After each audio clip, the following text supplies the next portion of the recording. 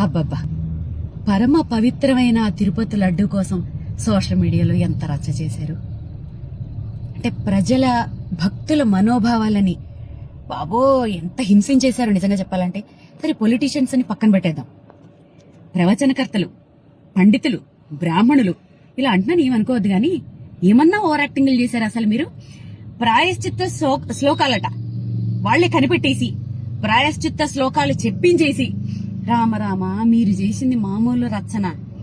పాపం ఎంత మంది భక్తుల మనోభావాలతో ఆడుకున్నారు నిజంగా. ఇప్పుడు ఏం చేస్తారు మీ అందరూ? మరి ఇప్పుడు మీరు నిజమైన హిందువులైతే, మీరు నిజంగా వెంకటేశ్వర స్వామి భక్తులైతే అదే నోటితో సోషల్ మీడియాలో మమ్మల్ని క్షమించండి అని పోస్టులు పెడతారా? పెట్టండి, ఎంతమంది పెడతారో చూస్తాం. అబ్బబ్బా, పరమ పవిత్రమైన ఆ తిరుపతి లడ్డు కోసం సోషల్ మీడియాలో ఎంత రచ్చ చేశారు. అంటే ప్రజల భక్తుల మనోభావాలని బాబో ఎంత హింసించేశారు నిజంగా చెప్పాలంటే. సరే, పొలిటీషియన్స్ అని పక్కన పెట్టేద్దాం. ప్రవచనకర్తలు, పండితులు, బ్రాహ్మణులు ఇలా అంటున్నాను ఏమనుకోవద్దు గాని, ఏమన్నా ఓవర్ యాక్టింగ్లు చేశారు అసలు మీరు.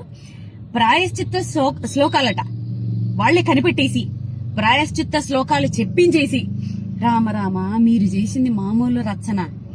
పాపం ఎంత మంది భక్తుల మనోభావాలతో ఆడుకున్నారు నిజంగా. ఇప్పుడు ఏం చేస్తారు మీ అందరూ? మరి ఇప్పుడు మీరు నిజమైన హిందువులైతే, మీరు నిజంగా వెంకటేశ్వర స్వామి భక్తులైతే అదే నోటితో సోషల్ మీడియాలో మమ్మల్ని క్షమించండి అని పోస్టులు పెడతారా? పెట్టండి, ఎంతమంది పెడతారో చూస్తాం. అబ్బబ్బా, పరమ పవిత్రమైన ఆ తిరుపతి లడ్డు కోసం సోషల్ మీడియాలో ఎంత రచ్చ చేశారు. అంటే ప్రజల భక్తుల మనోభావాలని బాబో ఎంత హింసించేశారు నిజంగా చెప్పాలంటే. సరే, పొలిటీషియన్స్ అని పక్కన పెట్టేద్దాం.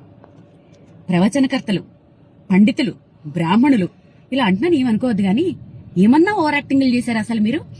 ప్రాయశ్చిత్త శ్లోకాలట వాళ్లే కనిపెట్టేసి ప్రాయశ్చిత్త శ్లోకాలు చెప్పించేసి రామ రామ మీరు చేసింది మామూలు రచన. పాపం ఎంత మంది భక్తుల మనోభావాలతో ఆడుకున్నారు నిజంగా. ఇప్పుడు ఏం చేస్తారు మీ అందరూ? మరి ఇప్పుడు మీరు నిజమైన హిందువులైతే, మీరు నిజంగా వెంకటేశ్వర స్వామి భక్తులైతే అదే నోటితో సోషల్ మీడియాలో మమ్మల్ని క్షమించండి అని పోస్టులు పెడతారా? పెట్టండి, ఎంతమంది పెడతారో చూస్తాం.